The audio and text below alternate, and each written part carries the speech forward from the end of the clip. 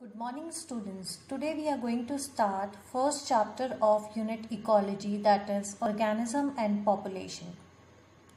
So first of all we should know what ecology means. It is a branch of science that studies the relationship between organisms and between the organism and its physical environment or abiotic environment.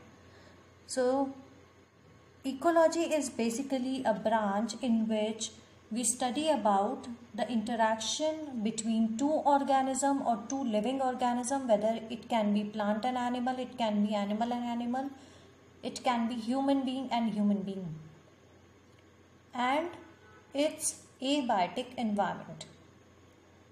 Levels of organization which are present in the ecology are as follows. Number one is biosphere.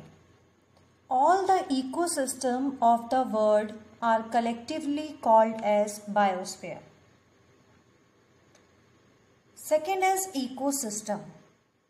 The sum total of living and non-living component, or we can say biotic and abiotic component of a particular geographical area,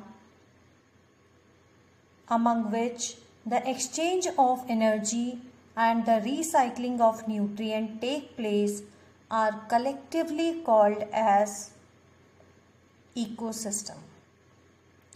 Third is community, or we can say biotic community.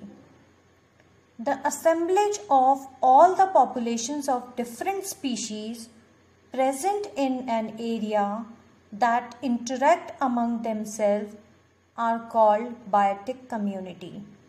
It is basically of three types: plant community, animal community, and community of microbes. Next is population.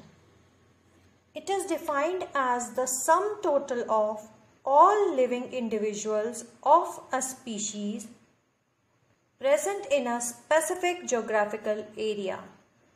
And last is organism.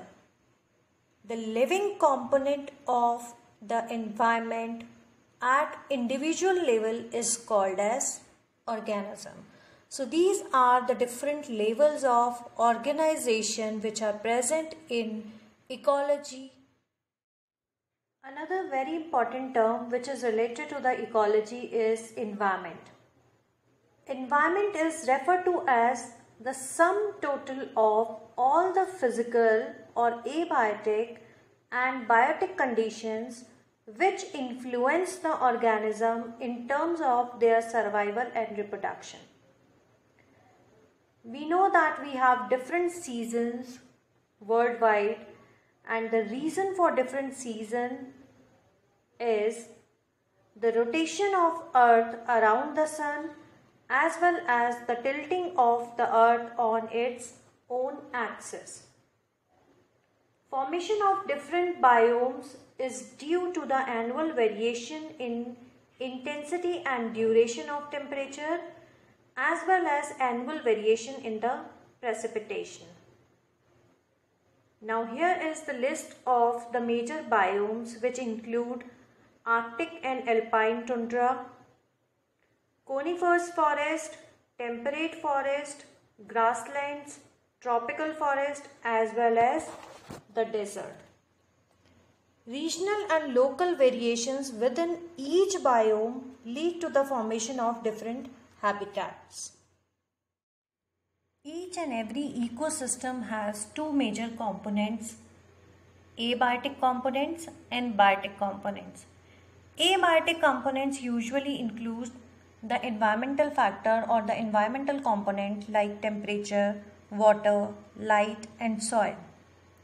Similarly, biotic component include pathogens, parasites, predators, and competitors. Though abiotic factors are related to the environmental factors and also known as non-living component of environment, still they greatly affect the life of living organism. So the major abiotic factor that affect the life of living organism are temperature, water, light and soil. So we'll study about each and every factor in detail. So first of all, we'll study about the temperature. It is the most ecologically relevant environmental factor. It is observed that seasonally the average temperature on land varies.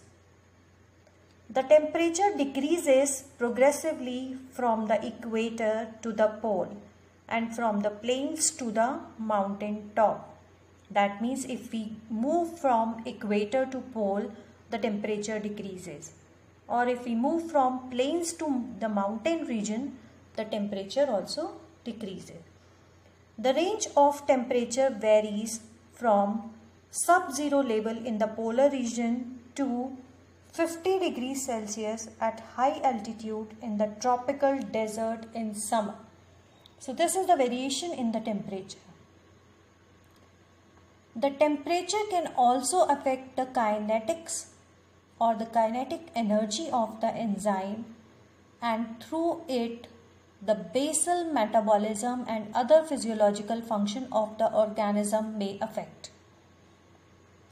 The organism tolerating the high range of temperature is called euthermal, and the organism which can tolerate narrow range of temperature change is called stenothermal. So these are the two important terms and very new term to you, that is euthermal and stenothermal, which can be asked in the examination.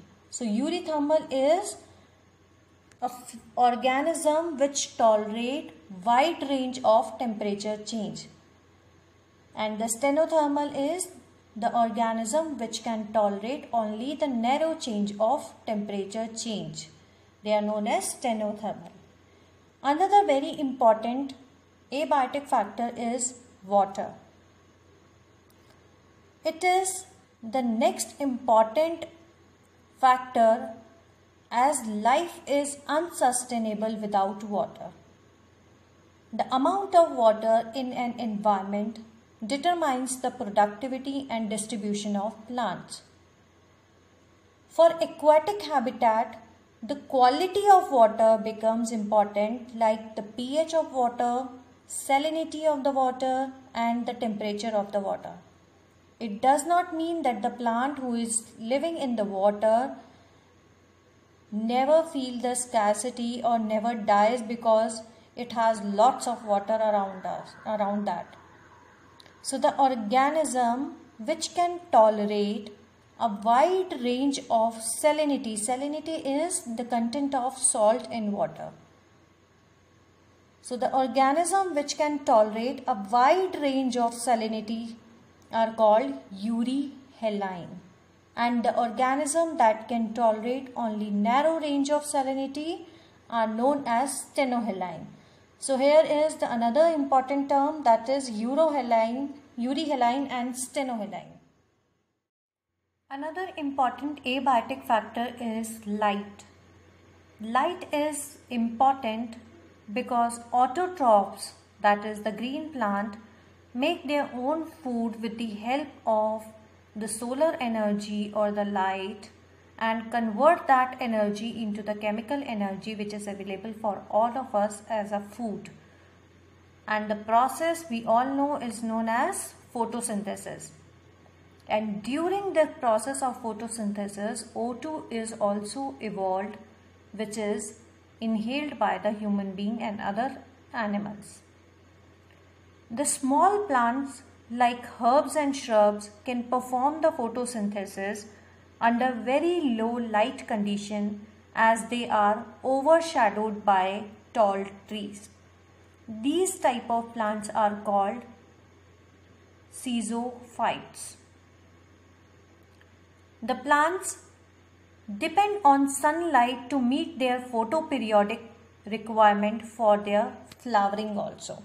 So the flowering of plant is also depend upon the availability of the sunlight.